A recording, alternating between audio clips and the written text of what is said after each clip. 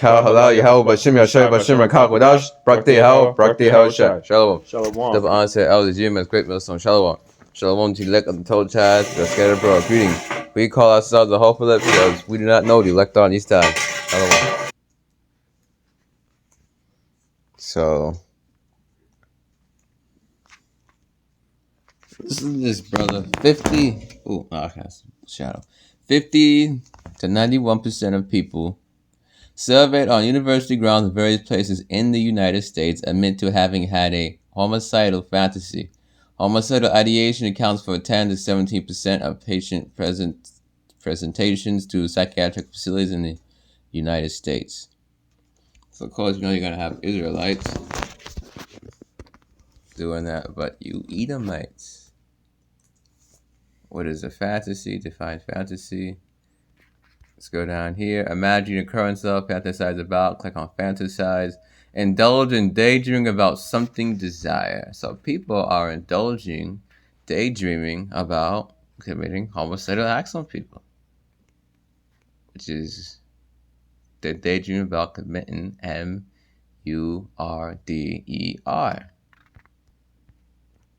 I was on Google. This thing came up. Are cannibal urges normal? What kind of search is this? Are cannibalistic urges normal? What kind of? They're not normal and are not part of healthy human psychology. This person put they have cannibalistic urges, health, or mental health Reddit. It goes on. And a 14-year-old girl, psychosis, what's wrong? Why would this come up on Google? Let's see it already. Somebody was searching for it. This is Ecclesiastes chapter 1. Start at 15, brother. All right. That which is crooked cannot be made straight, and that which is wanting cannot be numbered. Yahweh Shemel Shai hath made Esau crooked. You know, 2/3 out here, they be crooked too and stuff, but who is the nation of crookedness, brother? Edomites, the nation of Edom. That says, ooh, the sons of the wicked. Yeah, you got the children of man, sons of God. Yeah, the sons of the wicked, the Edomites. They are the crooked nation that the Bible speaks of. And they cannot be made straight. Why? Because Yahweh Shemel Shai hath made them crooked. So these Edomites out here is feeling desires, urges, fantasizing about, daydreaming about, doing stuff to you Israelites. Khan. They're giving out lynching looks, and so on and so forth. For those of you that live in the South, you may even see it in the North. These Edomites, they hate Jake. Esau hates Jake, you know, with the blessing and all that, goes way back to Genesis. This is an ancient hatred. At one point, Genesis was modern times, now it's ancient. Jeremiah chapter 13, verse 23. Yes. Can the Ethiopian change his skin, or the leopard his spots? Then may ye also do good that are accustomed to do evil.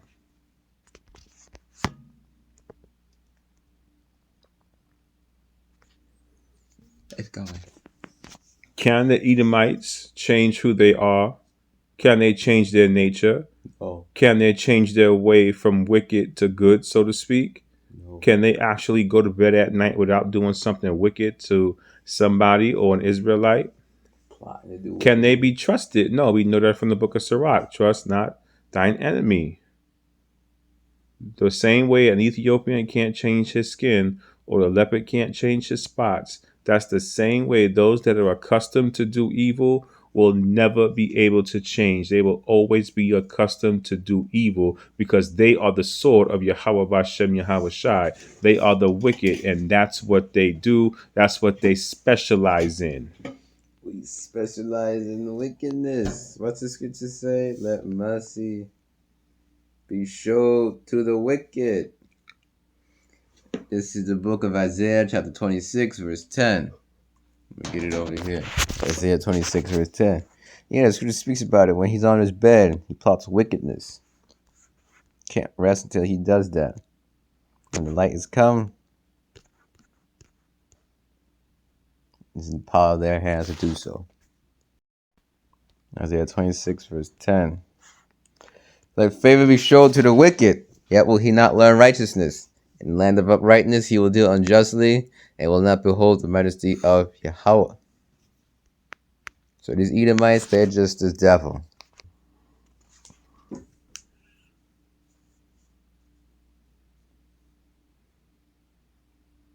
No matter what favor you show this man, how nice you are at your job, so on and so forth, he's going to be a devil towards you. Khan, and in the land of uprightness will he deal unjustly. Woe to him that calls good evil and evil good. Isaiah chapter 5, verse 20. That's it. They cannot deal justly. It's always going to be unjust. It's always going to be crooked, a scheme, a scam, a con, a murder, a pillage, a rape. That's what they're about. And they're not going to change.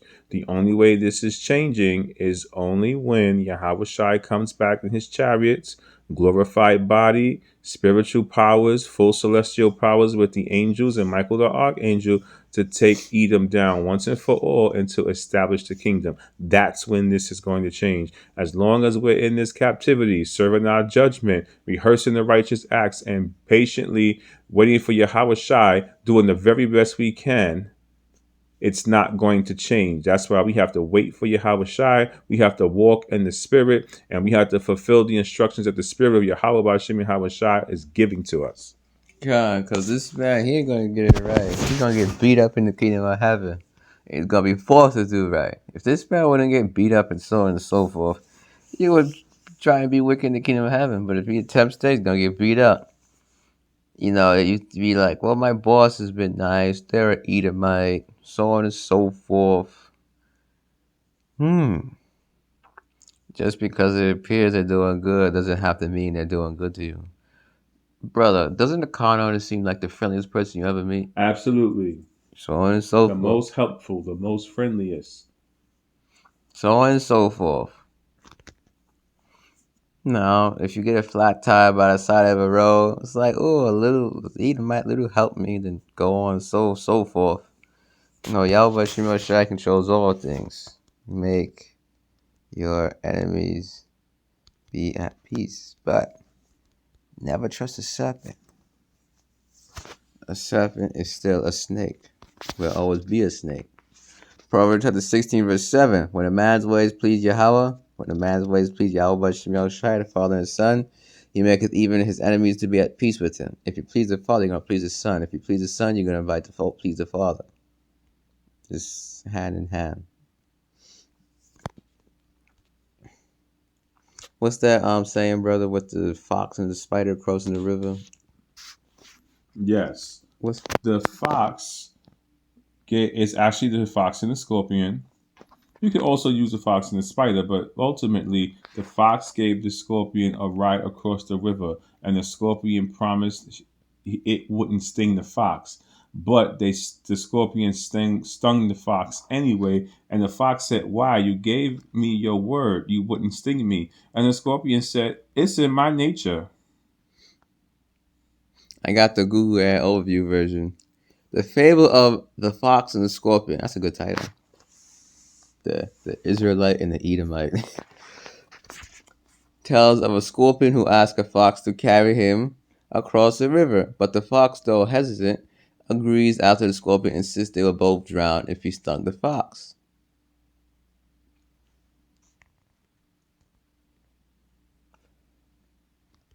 All right. I'll do this one. Once upon a time. Your kind carries a mighty poison in its tail, and if you were to sting me, I should drown. But that would be foolish thing I could do, the scorpion argued. If you were to drown, I would drown with you, and we will both be lost. He up a point, goes on and on and on. The scorpion did so, and the fox waded into the river and began to swim. As it paddled, it sighted down the line of its muzzle, and it goes on. Suddenly, about halfway across the river, the scorpion raised its tail in an opposing arc Instantly the fox thrashed its head from left to right, breaking the scorpion's foothold on its nose and tossing it into the river. Treachery, cried the scorpion, paddling furiously. I never stung you, I only raised my tail. Alright, it goes on. I'm going Google. I'm sticking with Google AL view. Once halfway across, Scorpion stings the fox anyways, and they both sink. The fox asks to the scorpion, replies, I couldn't help it. I am what I am. The Edomite is always going to be an Edomite. The Edomite is always going to be an Edomite. They cannot change. You see the fox is trying to deal with what? Favorably towards the Edomite. What did the Edomite do? To steal, kill, and to destroy. Say it again, brother. Exactly what it's in its nature to do of Edom, to steal, kill, and to destroy.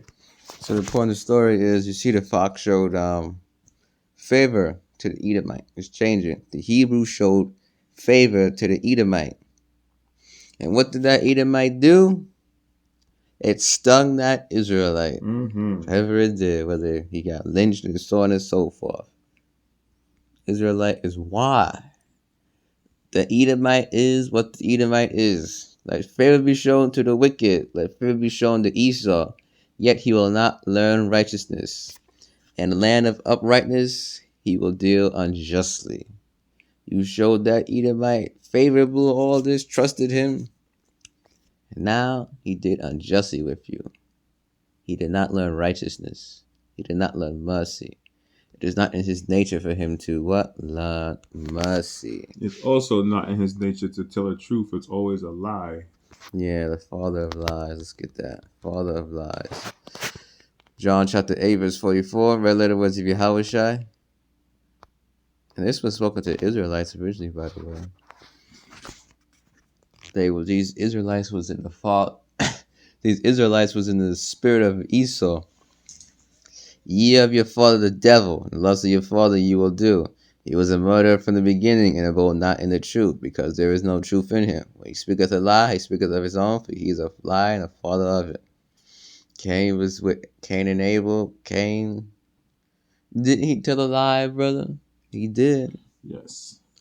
Am I my brother's keeper? Am I my brother's keeper? Man, Cain is lying already. See, Cain was a murderer and a liar. The serpent in the garden, that serpent was lying. And through his words, he didn't physically murder Adam and Eve, but he did. You see the point? You see the point how to explain. Like King David, Bathsheba. What was Bathsheba's husband's name, brother? Uriah. King David murdered Uriah. He didn't physically take a sword and kill him, but he had him murdered. You see, sent him to the battlefield. So King David's orders murdered Uriah. So King David murdered Uriah.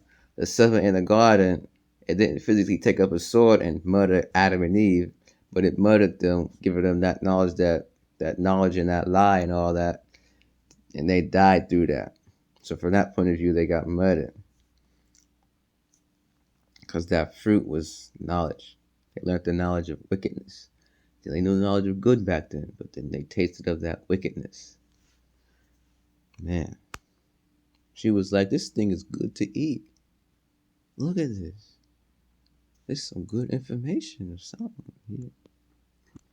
This is the definition of curious according to Google. It's a strong desire to know or learn something. Curiosity. So from that point of view, Eve was like, man, the desire to learn something. They call that curiosity for the Google right here. One last precept, envy came death. Wisdom of Solomon, chapter 2, verse 24. Nevertheless, through envy of the devil came death into the world. And they that do hold of his side do find it. Envy of the devil is who? Esau, Edom.